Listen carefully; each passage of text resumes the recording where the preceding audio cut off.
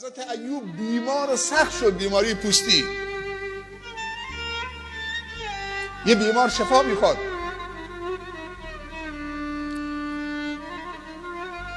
گفت بارالله انی مسنی الضر و انت ارحم الراحمین. درسته؟ گفت بارالله، دردشو گفت ولی نگفت دوا بهم بده. سبحان الله.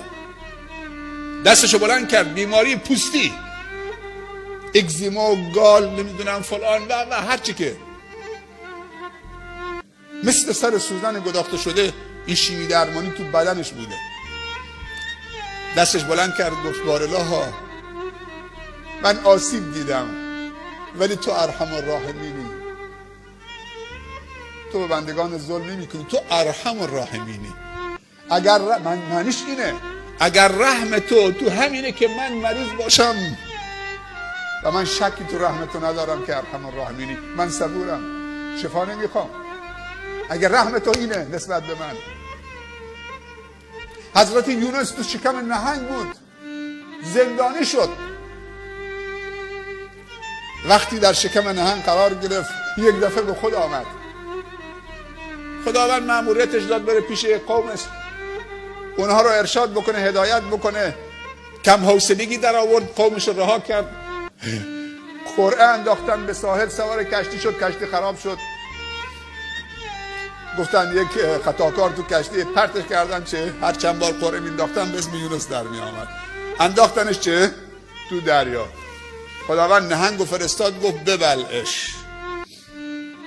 سبحان الله. چند تن آب میبلعه نهنگ؟ یونس هم یک رفت بالا. به مجردی که تو شکم نهنگ قرار گرفت یادش آمد که اشتباه کرده و یه معذرت خواهی بدهکاره. خودمون چند تا معذرت خواهی بدهکاریم به رب العالمین.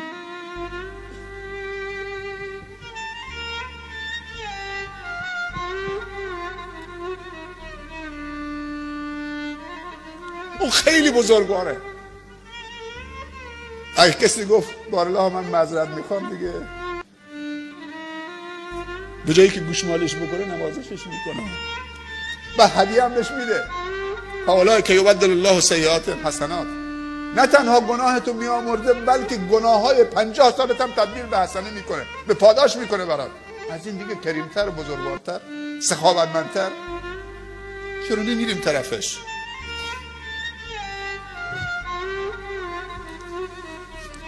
یونس اونجا متوجه شد حضرت یونس که اشتباه کرده، یه معذرت خواهی بده کاره. وقتی که در شکم نهنگ قرار گرفت یونس فریاد زد، گفت دیگه کسی نمیتونه اونو نجات بده. رفت تو اعماق اقیانوس. اون موقع خود دیگه زیر دریایی ها نبود که برن به کمک امداد و نجات، اینطوری نبود که تو اعماق اقیانوس بره. چه گفت یونس؟ لا اله الا انت سبحانک. نجات میخواست یا نمیخواست؟ کسی که داره غرق میشه نجات میخواد، ولی نگفت نجاتم بده، نگفت کمکم کن. خوب دقت بکنید به این معانی، به این باورها. گفت لا اله الا انت. توحید رو دوباره چه؟ بیان کرد با تمام وجودش. لا اله الا انت. هیچ معبودی به حق که سزاوار پرستش باشه نیست به جز انت، به جز پروردگار. سبحانک، پاک و منزهید از هر گونه عیب و نقص و هر گونه خطا و هر گونه ظلم به بندگانت. اینی کنت من الظالمین. من به خودم ظلم کردم. سبحان الله. من به خودم ظلم کردم. اصلا تو این آیه تقاضایی هست برای که خدای کمکم کن من از شکم نهنگ در بیام؟ نیست. لا اله الا انت سبحانک انی کنت من الظالمین. من از جمله ظلم کنندگان هستم. نگفت کمکم کن. به مجردی که این دعا رو گفت خداوند رو تسبیح کرد و تقدیس کرد و پاک و منزه شمرد و توحید رو محقق کرد دوباره و اعتراف به کوتاهی و تقصیر کرد که من به خودم ظلم کردم و نافرمانی تو کردم، قومم رو رها کردم، وظیفه‌مو انجام ندادم. رفت تو کما. سبحان الله. همین دعا رو کرد رفت تو کما. خداوند به نهنگ گفت، به اون مخلوقش گفت بیا در سطح آب، بیا سطح آب، برو تا عمق کم، تا جایی که میتونید. آمد رو سطح آب، گفت حالا یونس رو چه پرت کن به ساحل. سبحان الله، یونس در حال کما بود، وقتی پرت شد به ساحل، آمد به سطح آب پرت شد. امواجی که بودن مثل این که 2 دست باشه، یونس رو بلند کردن به ساحل گذاشتن. فانبتنا علیه شجرة من یقطین. فا یا واست ستار. فانبتنا علیه شجرة من یقطین. وقتی به ساحل افتاد دیگه بدنش خیلی، خداوند یک درخت کدویی رو سرش یقطین آرام شد. بعد خداوند دوباره فرستادش پیش قومش که بیشتر از 100,000 نفر بودن اون زمان و بعد از همدیگه لذت بردن. خدا بهش برکت داد.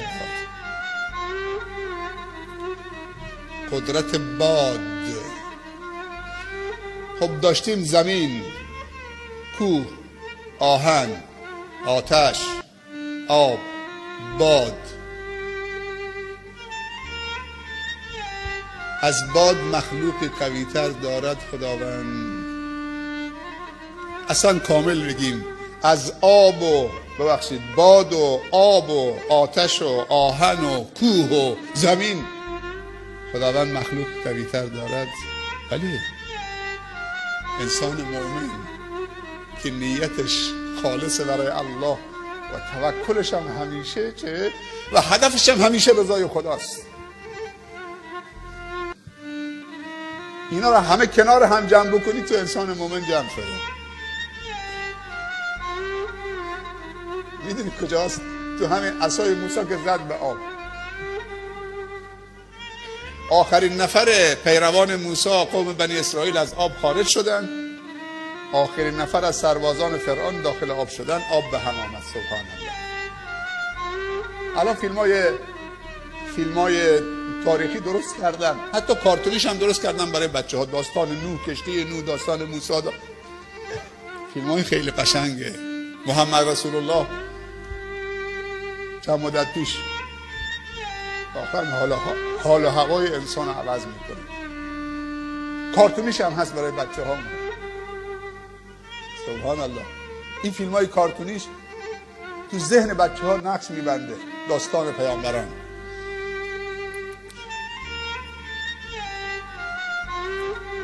کارش بریدنه، حلقوم اسماعیل رو نبرید. آب کارش غرق کردنه، حضرت موسی رو غرق نکرد، حضرت یونس رو غرق نکرد. آتش کارش سوزاندنه، آتش نمرود را بحر گلستان آفرید. آتش نمرود را بحر گلستان آفرید. قلنا یا نار کونی بردن و سلاما علی ابراهیم. اینجا منادی هست، منادا هست، حرف ندا هست. سبحان الله. اون پیام هست، اون ندا هست. خداوند منادی است، منادا آتشه. خداوند با آتش داره صحبت میکنه. قلنا، ما گفتیم، یا نارو، این یای نداست. ای آتش ما، ای مخلوق ما، کونی، باش، بردن، خنک و سلامن، معتدل. اگه خنک زیاد بره زیر صفر چه؟ منجمد میشه. ابراهیم رفت آتش در آمد. سبحان الله. مثل که از تو گلستان در آمده. نمیشه، باور بکنی نمیشه. کارشون سوزاندنه ولی نمیتونی بسوزیم. رو ایمانمون کار بکنیم، رو عقیدمون، توحیدمون کار بکنیم، رو رابطمون با خدا کار بکنیم، خدمت به خلق خدا بکنیم، تواضع داشته باشیم. الذین ان مکناهم فی الارض اقاموا الصلاة. برمیگردیم به این آیه که امشب در صددش بودیم. وقتی اونها رو در روی زمین متمکن کردیم، قوی کردیم در زمینه‌های مختلف، بلا فاصله تواضع و خرج میدن.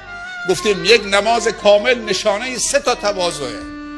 اول قیام الله اکبر، بعد خم میشه، تواضع دوم کامل تره، دستش کف دستش میذاره، این پنجه زانوشو میگیره، این دستاش باید راست باشه. در رکوع نباید این دستا خم باشه، اینجا آرنج نباید خم بشه، اینطوری نباید رکوع بکنی. این با کف این دست قرص زانوتو بگیرید صاف، کمرت کشیده بشه که اگه این لیوان آب رو کمرت بذارن در اثناء رکوع سر نخوره بیفته. این رکوع کامله. رکوع بی‌حوصلگی نه. وقتی رفتی در رکوع میگی سبحان ربی العظیم و بحمده سبحان الله، اونجا دیگه خودت کوچک میشی. سمع الله لمن حمده ربنا ولک الحمد، یه بالا دوباره میگه الله اکبر، میرید پایین. وقتی دیگه پیشانی به خاک مالیدید به سجدگاه، اینجا پیامبر میگه دیگه حجاب میفته بین عبد و رب. پیامبر صلی الله علیه و سلم میفرمایند نزدیکترین موضعی که بندی نمیتونه از اون نزدیکتر به رب العالمین باشه موضع سجده است. تواضع کامل. حالا وقتی رفتی به پایین و خودتو انداختید به زمین، مناسب اونجا چه تسبیحی است؟ رکوع مال عظمته، ولی وقتی خودتو انداختی به زمین به پایین، از اون بلندی، از اون تبخترت، تکبرت، خودخواهی و منیتت، اینجا دیگه میگی سبحان ربی الاعلی و بحمده. من کوچکم افتادم رو زمین به خاطر اون بزرگی خیلی والا و برتره. خدا این تواضع رو نصیب بکنه. و آتا و زکات اگه فردا شب حیاتی بود انشالله درباره آتا و زکات انشالله با هم دیگه گپ هایی خواهیم زد. خیلی دوستتون داریم، خیلی حوصله کردید. خب جلسه رسمی بود، یه حاله‌های خاصی داشت، حالا یه لبخندی هم بزنید. عالیه، شما یه لبخندی بزنید من خوشحال بشم. همتون، شما پسرم، شما احسن. این سپیدی دندان باید پیدا بشه. لبخند، تبسم زمانی که این سپیدی دندان پیدا بشه. سپیدی دندان هم جز عورت نیست.